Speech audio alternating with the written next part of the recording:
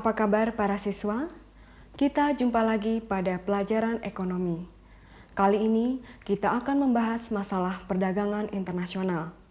Perdagangan internasional, dewasa ini memegang peran yang sangat penting bagi perkembangan dunia pada umumnya dan perkembangan suatu negara pada khususnya. Kamu tahu apa sebabnya? Tidak lain, karena di dunia ini tidak satu negara pun dapat memenuhi kebutuhannya sendiri tanpa berhubungan dengan negara lain. Kalaupun ada suatu negara yang kaya dan maju dalam perindustriannya, tetap saja negara itu memerlukan negara lain untuk melempar atau menjual hasil industrinya, dan di sisi lain, negara ini pun memerlukan bahan baku atau bahan mentah untuk dapat terus menjalankan roda perindustriannya. Jadi, perdagangan internasional adalah suatu proses tukar-menukar barang dan jasa yang terjadi antar bangsa.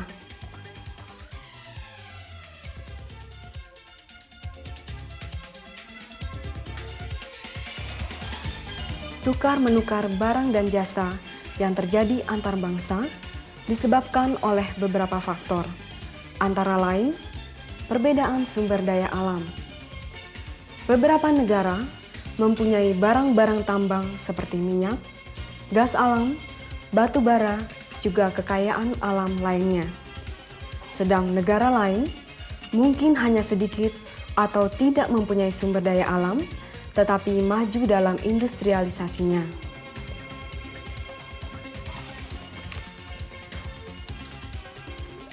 Perbedaan selera. Penduduk Amerika dan Eropa pada umumnya lebih banyak makan daging dan minum susu. Penduduk Jepang banyak makan ikan atau hasil laut. Karena ada musim dingin atau salju, maka mereka memerlukan juga minuman yang dapat menghangatkan tubuhnya, seperti minuman yang mengandung alkohol. Sedang sebagian besar penduduk negara Asia yang terletak di sekitar Khatulistiwa, di mana beriklim tropis yang panas dan lembab, tidak memerlukan minuman yang mengandung alkohol. Mereka pun relatif lebih sedikit makan daging dibanding rekan mereka dari Amerika dan Eropa. Perbedaan iklim. Pada negara-negara yang beriklim dingin, mereka lebih banyak menggunakan alat pemanas ruangan. Sedang negara-negara beriklim panas, mereka lebih banyak memerlukan alat pendingin ruangan atau air conditioner. Perbedaan pendapatan. Perbedaan pendapatan menentukan pola konsumsi seseorang.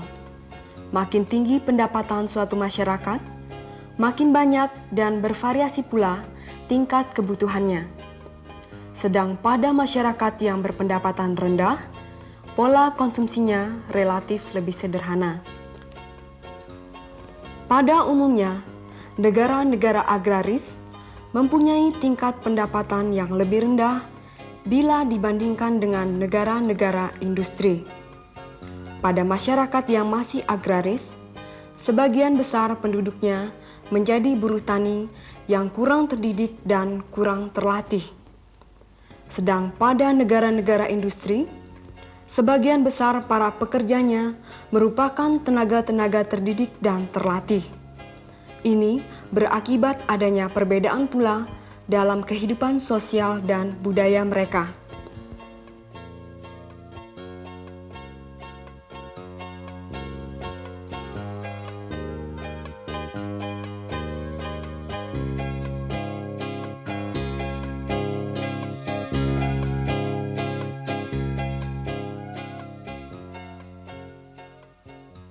Pesatnya perdagangan internasional juga disebabkan oleh makin majunya sarana komunikasi dan sarana transportasi dewasa ini. Dewasa ini, orang dengan mudah berkomunikasi dan tatap muka meskipun berjarak ribuan kilometer. Demikian juga mobilitas manusia dewasa ini dari satu negara ke negara yang lain sangat mudah dilakukan.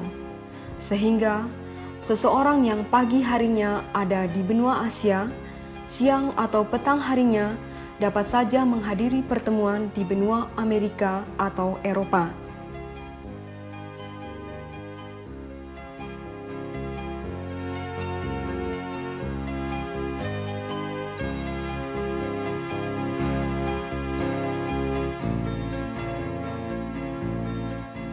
Nah, para siswa, setelah kalian lihat bahwa setiap negara mempunyai kekayaan dan kemampuan yang berbeda-beda, karena perbedaan-perbedaan inilah maka terjadi perdagangan internasional. Sebagai contoh, Indonesia banyak menjual hasil tambang dan hasil hutan ke luar negeri atau ke negara-negara industri. Di sisi lain, kita membeli mesin-mesin, sarana mobilitas, barang elektronik dari negara-negara industri seperti Jepang, Amerika, dan Eropa.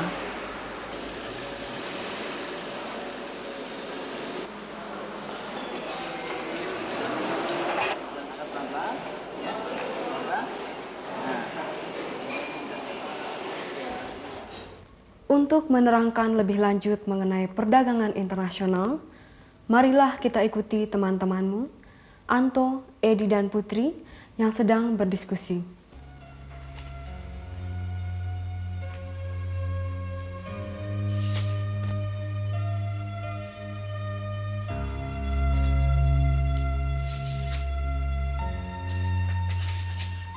Tolong Tok, atau kamu Ed, terangkan ada berapa macam perdagangan internasional itu? Kamu dulu yang menerangkannya. No problem. Begini Put, perdagangan internasional ada 3 macam, yaitu pertama perdagangan bilateral, yaitu perdagangan yang terjadi antara 2 negara, di mana masing-masing negara mempunyai kepentingan yang saling menguntungkan. Kedua, perdagangan regional, ialah perdagangan yang dilakukan oleh negara-negara yang berada pada suatu kawasan. Dan yang ketiga adalah perdagangan multilateral, yaitu perdagangan yang dilakukan oleh banyak negara. Bagaimana, Bu? Cukup jelas? Secara definitif, sepertinya memang jelas. Tetapi ada baiknya kalau ada contoh-contohnya. Ya, baik. Saya akan berikan contoh-contohnya. Pertama, perdagangan bilateral.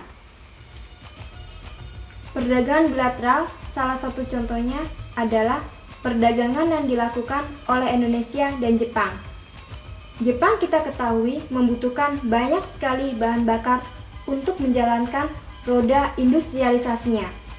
Tanpa bahan bakar yang memadai, industri Jepang yang maju itu tidak akan ada artinya. Untuk itu, Jepang mengimpor bahan bakar tersebut dari beberapa negara, diantaranya dari Indonesia. Indonesia mengekspor bahan bakar ke Jepang berupa minyak mentah, gas alam, dan batu bara. Sedang Indonesia memerlukan mesin-mesin, suku cadang, atau spare part, dan barang-barang elektronika dari Jepang. Yang kedua, perdagangan regional.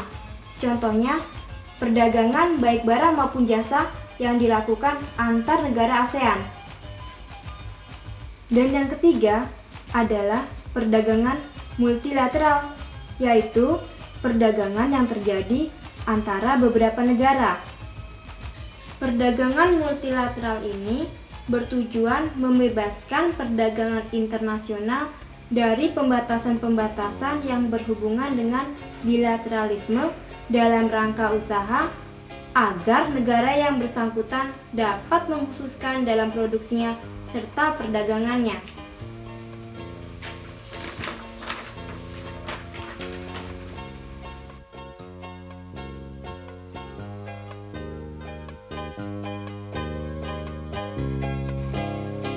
Jadi, barang-barang dari suatu negara akan mengalir ke negara-negara seluruh dunia atau dengan mudah tanpa hambatan berarti. Nah, jelas bukan? Jelasnya memang jelas. Tapi apa sebenarnya keuntungan dari perdagangan internasional itu? Keuntungannya jelas banyak. Di antaranya diperolehnya suatu devisa. Contohnya, Indonesia menjual minyaknya ke Jepang. Devisa yang kita peroleh dapat kita pergunakan untuk membeli mesin-mesin lain yang sangat kita perlukan untuk menunjang pembangunan kita.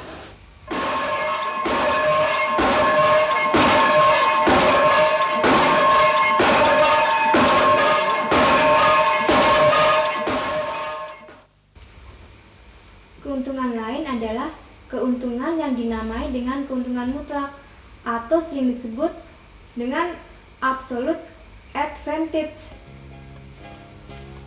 Keuntungan mutlak terjadi karena suatu negara dapat menghasilkan sesuatu barang dengan harga-harga yang sangat murah. Sedang negara lain dapat pula menghasilkan produk yang berbeda dengan harga juga sangat murah.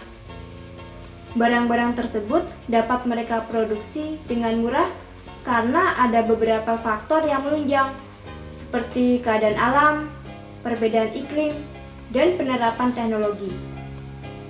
Jika kedua negara yang menghasilkan barang murah tadi melakukan perdagangan internasional, maka negara tersebut masing-masing mendapat keuntungan mutlak. Ut, apa kamu tidak bisa memberikan contoh yang lebih sederhana lagi? Ed, mungkin saya bisa menerangkannya. Begini, Ed. Sebagaimana yang kita ketahui bersama, Indonesia banyak melakukan perdagangan dengan Jepang. Nah, saya akan mencoba menjelaskannya dengan contoh tabel yang sederhana ini. Dalam tabel ini, kita umpamakan produksi satu orang penduduk Indonesia dalam sehari adalah 10 setel meja kursi. Tetapi, dalam memproduksi radio, hanya menghasilkan 1 unit radio dalam sehari. Sebaliknya, produksi satu orang Jepang dalam satu hari adalah 5 setel meja kursi. Tetapi, dalam memproduksi radio, menghasilkan 4 unit per harinya. Perhitungan tersebut akan berubah jika Indonesia mengkhususkan diri membuat meja kursi dan Jepang memproduksi radio.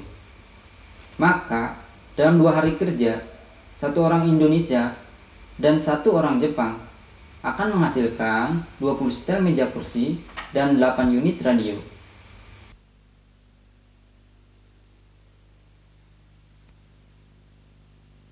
Dari perbandingan itu, dapat dilihat pertambahan produksi setelah diterapkannya spesialisasi. Pertambahan hasilnya adalah 5 setel meja kursi dan 3 unit radio.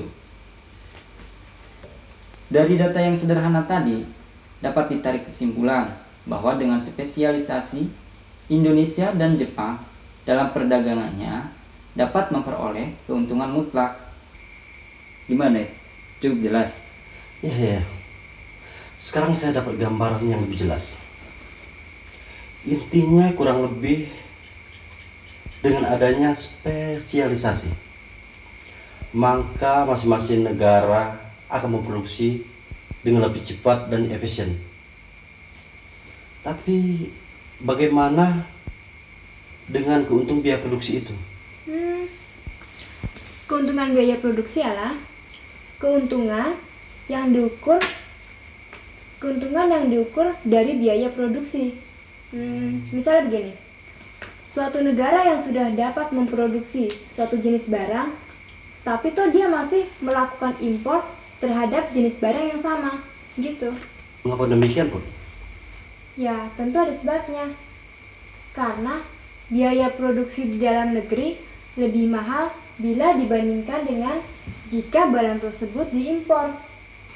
Oleh karena itu, melakukan impor lebih mendatangkan keuntungan yang disebabkan oleh perbandingan biaya dalam proses produksi.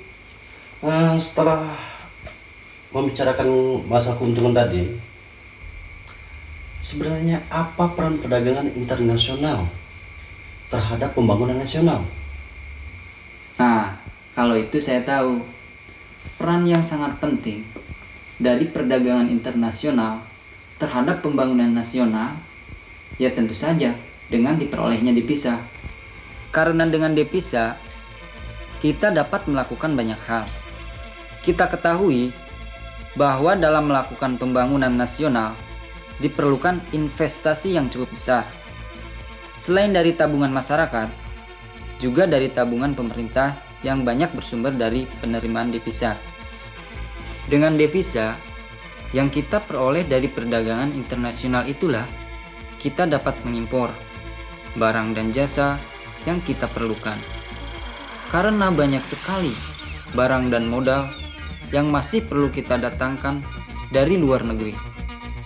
Demikian pula beberapa tenaga ahli yang masih kita butuhkan.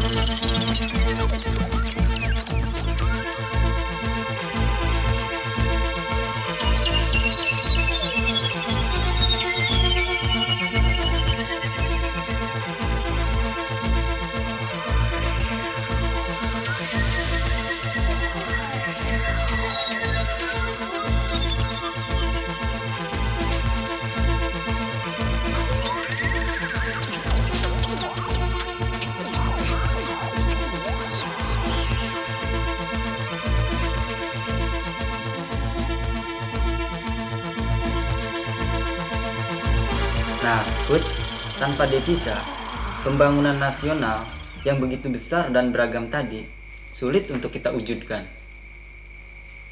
Wah, benar. Kalau begitu perdagangan internasional sangat perlu ya. Ya, namanya juga dagang. Pasti ada untung ruginya kan? Bagaimana toh? Bisa kamu jelaskan sekalian? Beres. Begini. Yang namanya dagang tentunya harus ada atau tercermin dalam neraca perdagangan. Neraca perdagangan internasional itu adalah catatan kegiatan ekspor dan impor dalam periode tertentu, setahun biasanya. Pendapatan karena hasil perolehan ekspor dicatat di lajur kiri atau debit. Sedang pengeluaran karena ada kegiatan impor yang berarti devisa kita keluar dan dicatat di lajur kanan atau kredit. Apabila pendapatan dari ekspor lebih besar daripada pengeluaran untuk impor, maka terjadi neraca perdagangan aktif. Tetapi kalau yang terjadi sebaliknya, yaitu impor lebih besar daripada nilai ekspornya, maka disebut neraca perdagangan pasif. Idealnya, tentu kita harus mempunyai neraca perdagangan internasional yang aktif. Salah satu usaha pemerintah untuk itu adalah menggalakkan ekspor non-migas sebanyak mungkin. Dalam contoh neraca perdagangan ini, kita ada saldo positif sebesar 360.000 US dollar, yang berarti neraca perdagangan kita ini aktif.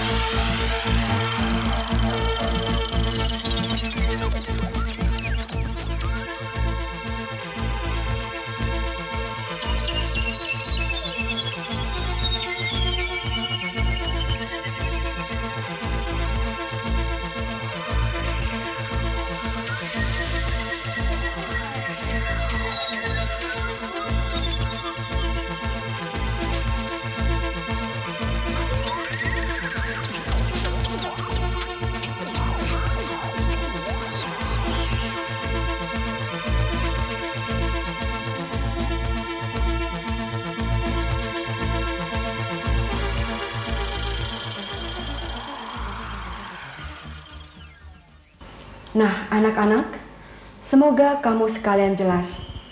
Tadi kalian telah dibawa teman-temanmu berdiskusi mengenai perdagangan internasional. Di antaranya yang perlu kalian ingat adalah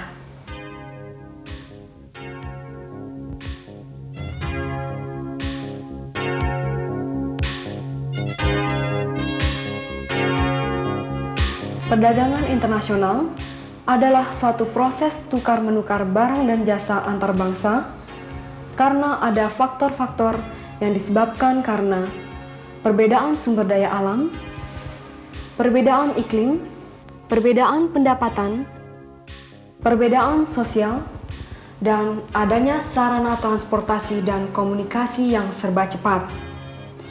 Perdagangan internasional tadi dapat berupa perdagangan bilateral, regional, dan multilateral.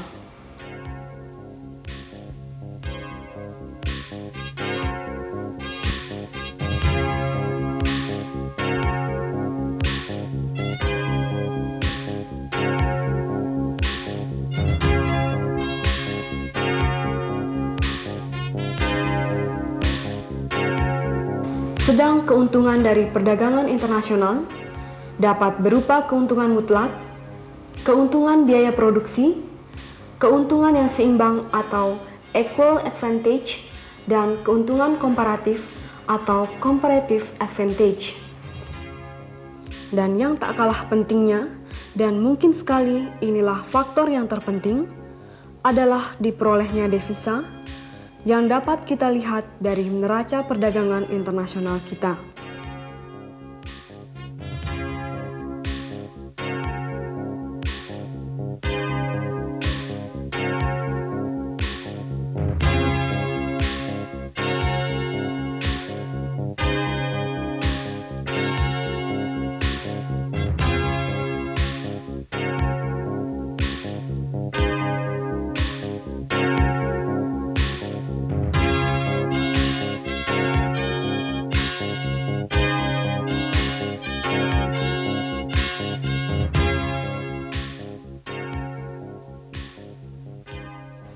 Nah, anak-anak, sekian dulu jumpa kita kali ini. Sampai berjumpa lagi pada program berikutnya. Selamat belajar.